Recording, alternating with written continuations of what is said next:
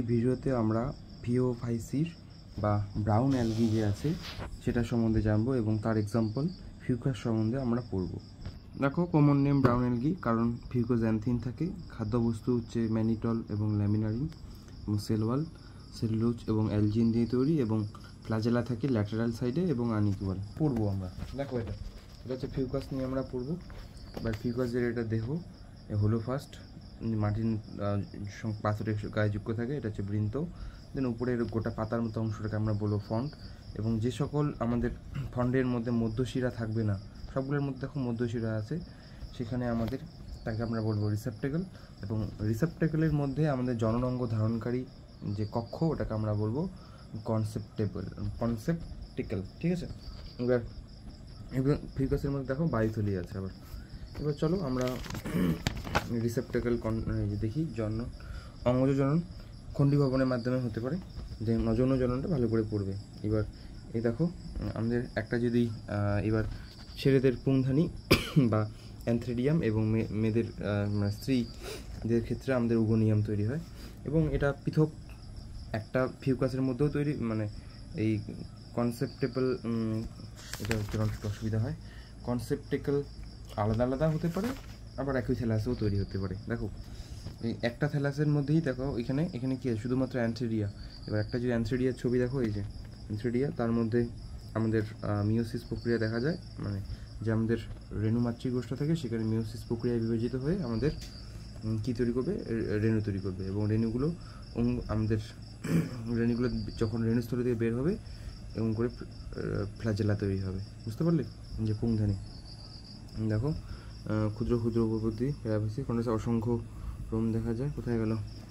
এই যে পুংধানী নিউক্লিয়াসটা বিভাজিত হয়ে আমাদের হ্যাপ্লয়েড, এই যে মিওসিস বিভাজনের ফলে দেখো এই জায়গাটায় তোমাদের পাই যে মিওসিস পর বিভাজিত 64টি নিউক্লিয়াস তৈরি করে, এবং সেগুলি পরবর্তীতে এরকম করে ফ্লাজেলাযুক্ত রেণু তৈরি করবে, গ্যামেট তৈরি করবে। এবার তোমরা যদি উগোনিয়ামের কথা বলি, এখানে এই যে উগোনিয়াম এবং এই সাইডের দিকে যে শাখাগুলো দেখে এগুলো বলে প্যারাফাইসিস। উগোনিয়ামের প্রথমে মাতৃকোষটা দেখো 2n সংখ্যক থাকে, এবং মাইটোসিস প্রক্রিয়ায় বিভাজিত হয়ে দুটো কোষ তৈরি করে, বৃন্তকোষ এবং ডিম্বাণুস্থলী কোষ। ডিম্বাণুস্থলী কোষের পরে নিউক্লিয়াসটি বিভাজিত হয়ে মিওসিস প্রক্রিয়া বিভাজিত হয়ে হ্যাপ্লয়েড নিউক্লিয়াস তৈরি করবে, এবং পরবর্তী সেখান থেকে 8টা ডিম্বাণু তৈরি হবে।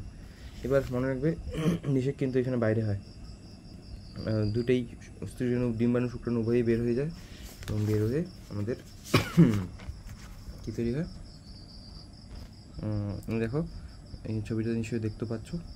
এই যে অ্যান্থ্রেডিয়া, এই যে আমাদের এই অ্যান্থ্রেডিয়া থেকে মিওসিস প্রক্রিয়া গ্যামেট, পুং গ্যামেট, আইপাস থেকে স্ত্রী গ্যামেট, দুটোর মিলনের ফলে জাইগোট এবং থ্যালাস দেহ তৈরি হলো। পরবর্তীতে আবার এরকম কনসেপ্টেকলে এরকম করে আবার তৈরি হবে। তো এটা হচ্ছে তোমাদের ফিউকাস। এবং এই জীবনচক্র দেখতে পাচ্ছ যে ডিপ্লয়েড দশাটা কেবলমাত্র এই লিঙ্গধর যে আমাদের দেহটা সেখানে দেখতে পাচ্ছ, বাকি টোটালটাই আমাদের হ্যাপ্লয়েড। এই ধরনের জীবনচক্র বলে, শুক্রাণু আর ডিম্বাণুর মধ্যে কেবলমাত্র হ্যাপ্লয়েড দশাটা দেখতে পাচ্ছ, বাকি টোটালটাই দেখো ডিপ্লয়েড। এই ধরনের দশাকে বলে ডিপ্লন্টিক লাইফ সাইকেল। এবার আমরা একটোকার্পাস ধরবো, এটাও আমাদের ফিওফাইসির মধ্যেই পড়বে। একটোকার্পাস দেখো, এটা অন্তঃজীবী এন্ডোফাইটিক একটা শৈবাল, শৈত দেহ হয় সাধারণত।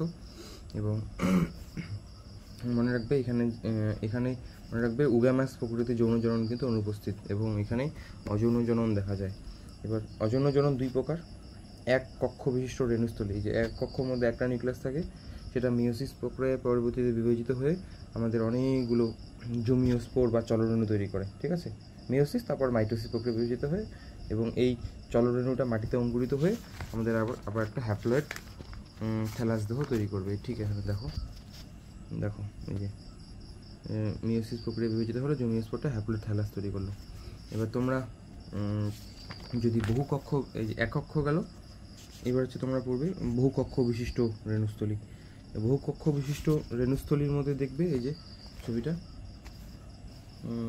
এখানেও আছে, এই যে এটা, এখানে দুইটার মধ্যে যে ডিফারেন্সটা একক্ষ দ্বিপক্ষ, এখানে এই যে আমাদের দেখো, এটা একটা বৃন্তকোষ, এটা হচ্ছে প্রাইমারি স্পোরাঞ্জিয়াম, এটাই বারবার বিভাজিত হয়ে আমাদের এই যে টোটাল যে রেণুস্থলীটা তৈরি করে, এবং সেখান থেকেই জুস্পোর বের হয়। কিন্তু মনে রাখবে এই জুস্পোরগুলো হয় ডিপ্লয়েড। এখানে কোনো রকম যেই প্রাথমিক স্পোরাঞ্জিয়াম এটার মাইটোসিস হয়, মিওসিস হয় না, তার জন্য এটা তাহলে এক কক্ষ হচ্ছে মিওসিস হয়, বহুকক্ষে আমাদের কিন্তু মাইটোসিস হয় এবং ডিপ্লয়েড তাই। এবার উভয়ই অঙ্কুরিত হয়ে আমাদের কী তৈরি করতে পারে, থ্যালাস দেহ তৈরি করতে। দেখো এই বহুকক্ষ বিশিষ্ট এখান থেকেও এটা অঙ্কুরিত হয়ে কী তৈরি করলো, আমাদের একটা জুস্পোর তৈরি করলো। গেল এটা। এবার এক কক্ষ রেণুগুলো আবার আমাদের মনে রাখবে এই যৌন জনন, এগুলো যৌন জনন বললাম। এবার যৌন জনন এখানে ওগামি নেই, আইসোগামি বা অ্যানাইসোগামি দেখা যায়।